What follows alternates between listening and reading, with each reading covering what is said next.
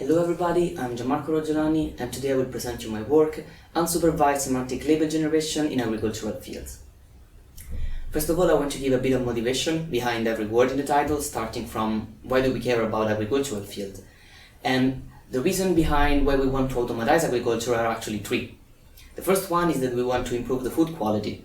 So automatizing agriculture gives us the possibility to detect the diseases and to control the use of chemicals so that our food is healthier.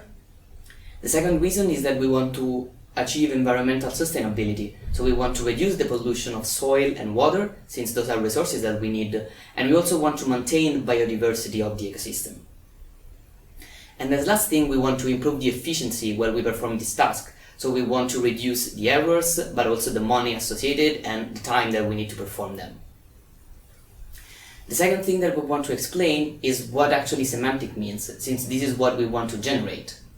And with semantic, we mean that we want to assign for each pixel in the RGB image one specific class. In this case, we've shown in green the crop class and in red the weed class, and everything else is soil. But why is the semantic knowledge important? And the reason is that knowing where weeds and crops are can give us information for deploying weeding robots, for deciding if we need to do more fertilization in some areas of the field, or if we need to change the water intake of different parts of the field. Now the last word that I need to explain is actually the unsupervised. And we need first to understand how do we usually perform semantic segmentation. And usually what happens is that we have a neural network or another algorithm, and we need to have a lot of this type of data, so the RGB image and the semantic labels, so that we can optimize and train our network to predict semantic information. When we want to do this unsupervisedly, it means that we do not have access to the semantic labels for any RGB image.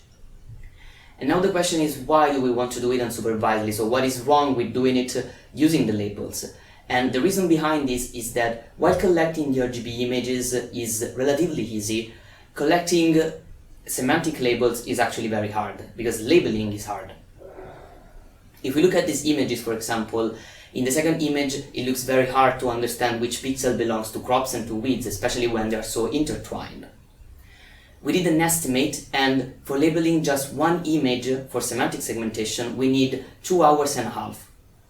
And most of all, this is not all, because we need to do multiple iterations of quality control, since these are actually the ground truth labels that we use for training our network, so we want them to be perfect.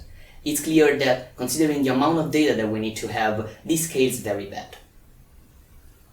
Now that I gave a motivation behind every word in the title, let's dive in and understand how we actually solve this problem. As I said, we start from the RGB image and use the RGB values to identify vegetation. So we want to compute a vegetation mask using the knowledge that crops and weeds are usually green, to have this type of mask in which purple is soil and green is vegetation. Now we only need to understand which vegetation components are crops and which one are weeds. And in order to do so, we can exploit another information that we have about agricultural fields, and that they are usually shown in rows. So our algorithm detects the rows in the agricultural fields and assigns to crop all the vegetation components that are touched by the rows. But is this enough? So is everything else a weed? We are actually not sure, especially in this highlighted area where there may be some other crops that were not touched by the detected rows. This is why we labeled as weeds everything that is outside of these uncertain areas, and we leave unlabeled all the components that are inside the uncertain areas and that are not labeled as crop. So they are not touched by the line. We have now accurate semantic labels. What can we do with them? Exactly what we were saying before, so we can train an approach or a neural network on these labels. We need to notice two things about these results. First of all, there are still some components that we left unlabeled because we were not sure if they were crops or weeds. And the second thing that we notice is that the number of weeds that we have is not that high. First of all, because usually in our fields we have way more crops than weeds, and secondly, because we are not labeling all the pixels.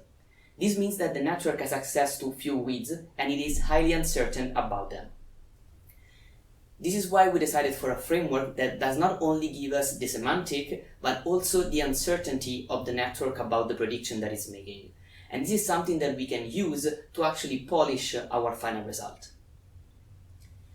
Here we show our results compared to the ground truth, so the real semantic label for this image, and in the white dotted circles we highlighted some mistakes of the network that we actually polished using the uncertainty. So these vegetation components were assigned to crops but with high uncertainty, and this is why we changed them to the weed class.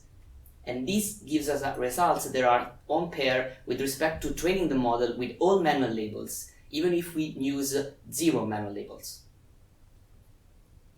Thank you for your attention, and I hope you want to read our paper scanning the QR code, and if you want you can test our open source code